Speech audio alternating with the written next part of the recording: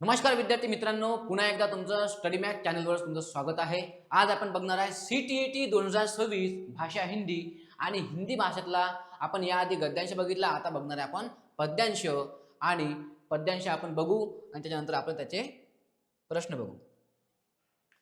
तुम्हाला CTET crack करायची असेल तर स्टडी मॅथ चॅनल तुम्हाला व्हिडिओ बघावा लागेल। लेट्स क्रॅक CTET आणि तुमच्या समोर पद्यांश आहे। काय पद्यांश आहे? जीवन अर्पण लिए हुए, पाता कभी खोता कभी, आशा निराशा से घिरा, हंसता कभी रोता कभी, गति मति न हो अवरुद्ध, इसका ध्यान आठो याम है, चलना हमारा काम है। मित्रांनो, हे आहे पद्य। यावर किती प्रश्न आहे? यावर आहे 5 प्रश्न। किती प्रश्न आहे? यावर आहे 5 प्रश्न। नीचे दी गई कविता पंक्तियों को ध्यानपूर्वक पढ़कर नीचे दिए हुए प्रश्नों को उत्तर दीजिए। आपण आता कविता पूर्ण वाचलेली आहे। या कवितामध्ये अतिशय जीवनाचा अर्थ सांगितलेला आहे आणि यामध्ये हा पहिला प्रश्न, हा प्रश्न कसा आहे? समूह से भिन्न शब्द। यामध्ये आता कवितेमध्ये काय असतात? रायमिंग असतात, रायमिंग वर्ड असतात। यमक, ठीक आहे। आता यामध्ये काय आहे?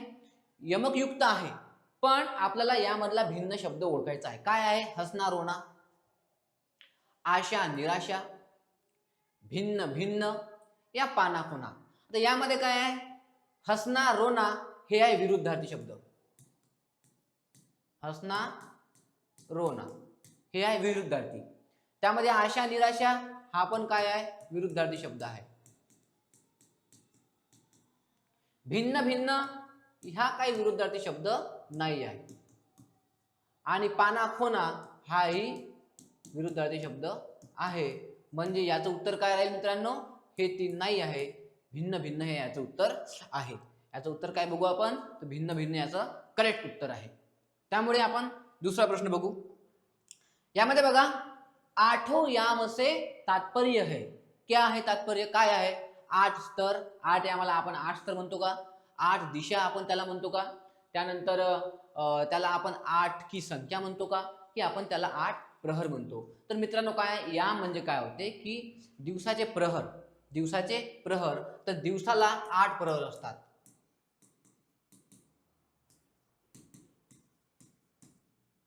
असतात 8 प्रहर असतात आणि त्या 8 त्याला आपण काय म्हणतो? 8 याम म्हणजे काय होते? 8 प्रहर त्याला आपण म्हणू शकतो। बघू आपण उत्तर काय आहे? तर 8 प्रहर दिवसाला किती असते? 8 प्रहर असतात। तर त्या 8 प्रहर आपल्याला माहिती आहे कोणते कोणते आहेत। त्यामुळे आठों यामों से तात्पर्य क्या निकलता है? तो आठों यामों से तात्पर्य 8 प्रहर निकलता है।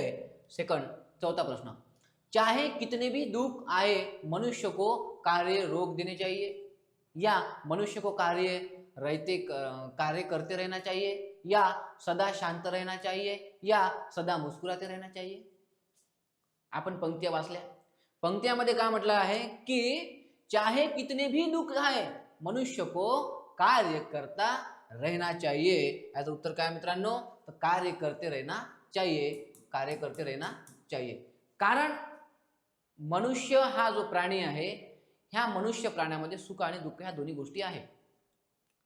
आयुष्यामध्ये चढउतार असतात आणि दुःखाचे आणि सुखाचे दिवस येत असतात, पण त्यामुळे सुखाच्या दिवसामध्ये कधी माणसानं भारावून जाऊ नये आणि दुःखाच्या दिवसामध्ये माणसानं कधी हरून जाऊ नये। कारण काम केलं पाहिजे, हे मनुष्याचं आयुष्य आहे।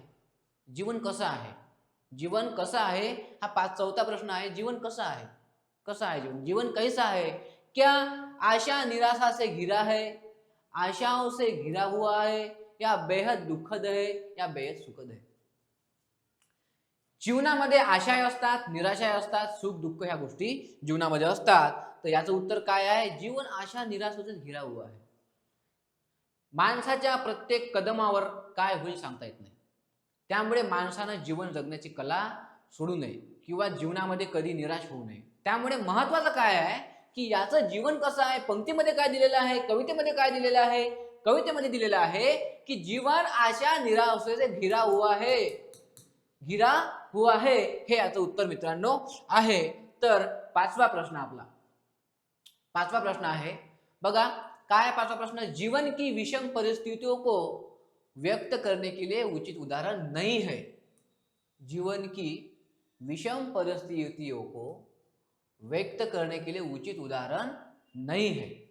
तर यामध्ये असे प्रश्न आपल्याला कन्फ्यूज करत असतात, पण आपण जेव्हा प्रश्न वाचतो तेव्हा आपण काय करतो, जीवन की विषम परिस्थिती का व्यक्त करते करते मधातले शब्द आपण सोडून देतो, सरळ हयच्या आपण हयवर आपण काय करतो, लक्ष केंद्रित करतो आणि आपण हा नईकडे आपण दुर्लक्ष करतो आणि या ठिकाणी आपण मार खातो, त्यामुळे आपला प्रश्न चुकू शकते। तर मित्रांनो काय आहे बघा, जीवन की विषम संख्या की परिस्थिती में काय, कभी सोना कभी रोना, हे चुकीचं उदाहरण आहे। जीवनामध्ये कभी हसना कभी रोना आहे, हे खरं आहे। नाही हे म्हटलं ना, कभी खोना कभी पाना हे पण आहे, कभी आशा कभी निराशा हे पण आहे, पण गलत उदाहरण आपल्याला यामध्ये चूज करायचं आहे, तर कभी सोना कभी रोना हे उत्तर करेक्ट आहे, हे उत्तर करेक्ट आहे। तर मित्रांनो हे झालं आपलं गद्य लेट्स क्रॅक सीटीईटी आणि जॉईन स्टडी मॅथ। त्यामुळे तुम्ही हा व्हिडिओ बघितला, तुमचे खूप खूप धन्यवाद। Thank you for watching.